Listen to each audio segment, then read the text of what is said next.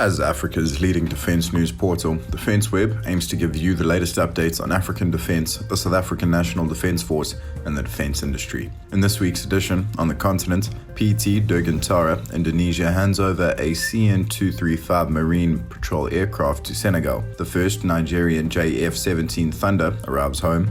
Angola is confirmed to be operating HSR-32 interceptors. Additional helicopters are to join the Mozambican military as Marines are eased back. Controversial Beit Bridge fence will not be repaired, and Nanosatellites are set to boost SA maritime security. In SANDF news, jungle training for quick reaction forces takes place ahead of deployment to the DRC, and Sandu and the SANDF lock legal horns over COVID-19 vaccinations. And in industry news, the Public Enterprises Minister is called to explain Middle East arms sales. Damen Shipyards Cape Town launches the first SA Navy multi-mission inshore patrol vessel, and a legal firm is under investigation for improper links with Denel. In African defence news, PTDI hands over CN-235 to Senegal. PT Dirgantara Indonesia, or Indonesian Aerospace, has handed over a CN-235 aircraft to Senegal, which will be used for maritime patrol. On the 18th of March, Indonesian Defence Minister Prabowo Subianto and President Director of PTDI, Alvin Giantoro, inspected the CN-235-220 MPA ahead of its symbolic handover on the 19th of March. The aircraft was received by Senegal's Air Brigadier General Papa Soleimane Sarr.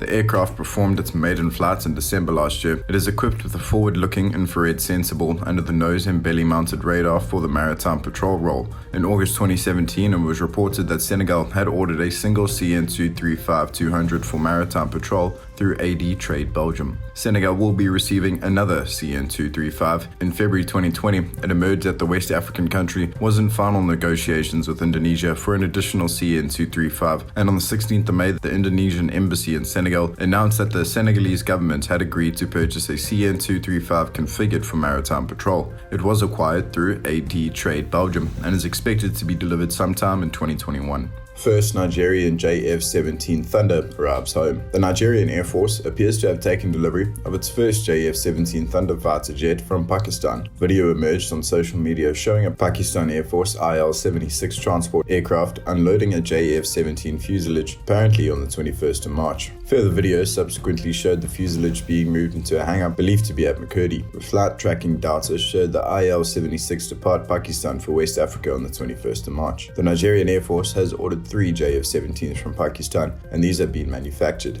In 2018, Pakistan's Economic Coordination Committee approved a $184.3 million sovereign guarantee for the production of 3 Pakistan Aeronautical Complex /Chengu JF-17 fighters, according to the Pakistan Express Tribune. Angola confirmed to be operating HSR-32 interceptors. The Angolan Navy is operating HSR-32 high-speed patrol craft acquired from France's CMN under a larger €495 million deal. In September 2016, the UAE-based Defenceweb announced it would establish a shipyard in Angola and supply several naval vessels under a €495 million deal. Defenceweb has facilities and shipyards in a number of countries, including France, Germany, and the Middle East. According to Stockholm International Peace Research Institute, the 2016 deal included 3 HSR-32 patrol craft, which were delivered in 2019, and a long-range offshore patrol vessel and a short-range patrol vessel from France. The patrol vessels are believed to be Vigilante 1400 and Vigilante 400 models built by CMN.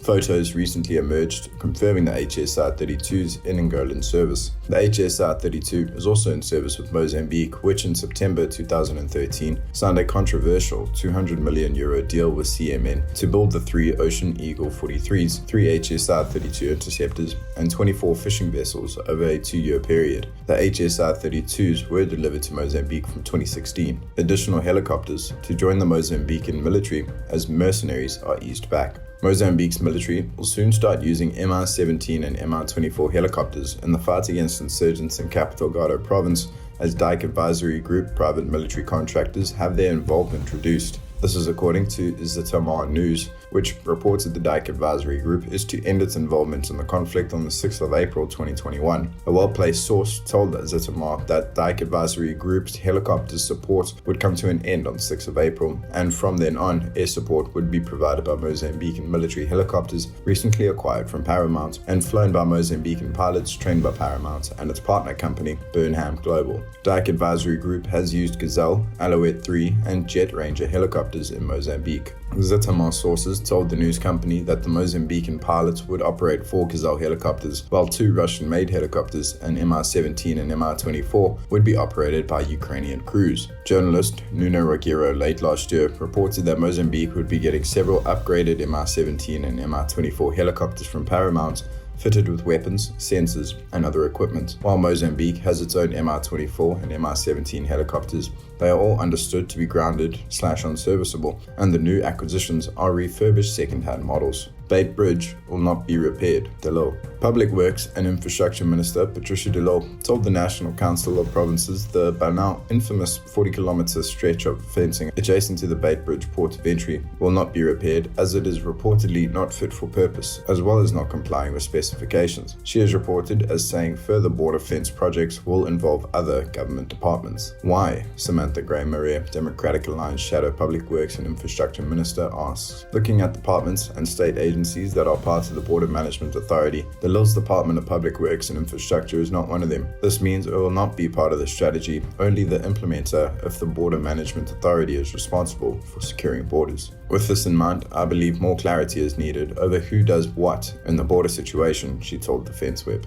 Nanosatellites to boost SA maritime security. The Department of Science and Innovation is investing 18.9 million rand in the development of nanosatellites to increase maritime domain awareness, a first in providing communication services for the maritime sector. The department, also known as the Department of Science and Technology, said in a statement South Africa needs a more strategic and coordinated approach to ensure optimal surveillance of the waters off its coast, including shipping movements in the country's exclusive economic zone. This will promote better maritime domain awareness and enhance maritime security, one component of Operation Fakisa to boost South Africa's blue water economy, launched by former President Jacob Zuma in 2014.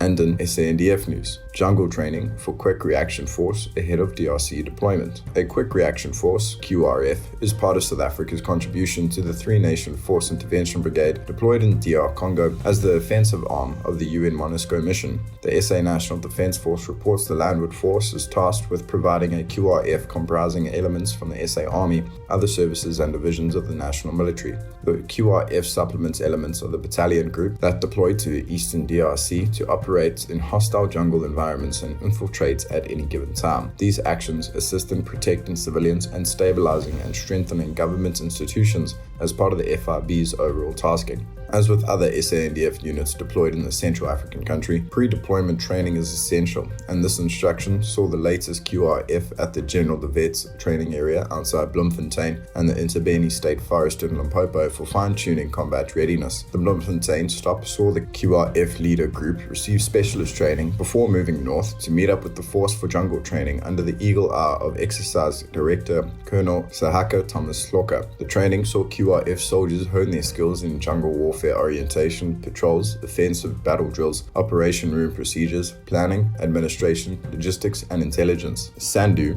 and SANDF lock legal horns over COVID-19 vaccinations. Whether due to apparent administrative tardiness or other not stated reasons, the healthcare service of the National Defence Force faces legal action after it came to light that uniformed medical personnel are not eligible for COVID-19 vaccination as per government's Sasonke program. The legal action is going to be brought by the country's largest military trade union, Sandu, SA National Defence Union. Announcing its latest legal action against the SANDF, PK Grief, National Security of the Pretoria headquartered trade union, said it was sparked by public disavowal that SA Military Health Service healthcare personnel are eligible for the National Department of Health Vaccinations Initiative for public sector health workers. According to Grief, the public disavowal came from the SA Medical Association, whose head, Dr. Angelique Kotsia, expressed the association's concern about National Defence Force healthcare workers. These, a Sandu statement said, are seemingly being subjected to a political agenda, seemingly being exposed to alternative booster vaccination not approved by the World Health Organization, and exclusion from the Sosonke program. The SANDF has no plan to provide vaccinations for SA Military Health Service personnel, and Sandu instructed its lawyers to proceed with immediate and urgent legal action, the union said. In industry news, Public Enterprises Minister called to explain Middle East arms sales. Smoke is rising from another apparent fire, demanding the attention of Public Enterprises Minister Praveen Gordhan, this time involving Denel associate company Rheinmetall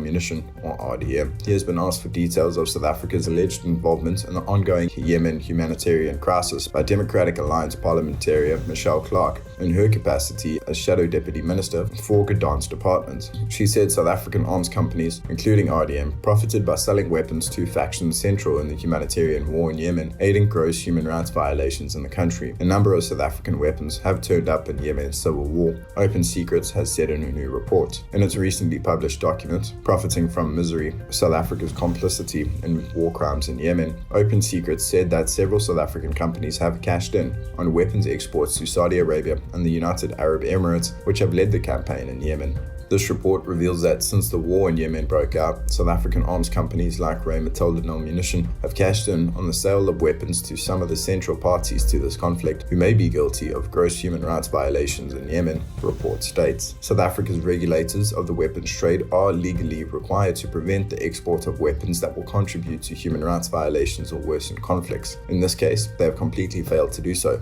Instead, the South African government has bowed to the interests of the arms industry and its profits, and the suffering of Yemenis has been ignored, Open Secrets said. It gave numerous examples of South African weapons that have ended up in the conflict-ridden country, including a Denel Dynamic Seeker 2 unmanned aerial vehicle shot down in 2015, Denel Vehicle Systems RG-31 mine-resistant armored vehicles, and Denel Land Systems G655mm self-propelled howitzers. These were all supplied to the UAE. These weapons have been used directly by their intended recipients, Saudi Arabia and the UAE, and on occasion by their proxy forces, based on in contravention of the required end-user certificates, Open Secrets said. Either way, the NCACC is explicitly tasked with ensuring that South Africa's weapons exports are not to contribute to human rights violations or exacerbate conflict, and it is failing. Open Secrets said that Rheinmetall Munition mortars may have been used in a specific attack where civilians were killed in the port city of Hodeida, but added that no single piece of evidence is conclusive in this regard, and that making a 100% positive identification of explosive munitions is very difficult to do. Damen Shipyards Cape Town launches first SA Navy multi-mission inshore patrol vessel. Damen Shipyards Cape Town has launched the first of 3 multi-mission inshore patrol vessels for the South African Navy, ordered under Project Bureau. The more than 600-ton vessel was transported from the Damen Shipyard in Cape Town on the evening of the 23rd of March to the Transnet National Ports Authority Centro lift at the Victoria and Alfred waterfront basin. Once the vessel was raised onto the Centro lift, the team waited for high tide to come in before moving it out to the V&A basin via Transnet National Ports Authority tugs towards the Elliott Basin. The testing of the ship systems will now commence before the vessel will officially be delivered to Arms Corps / the SA Navy before the end of the year. Legal firm under investigation for improper links with Denel. The Special Investigation Unit,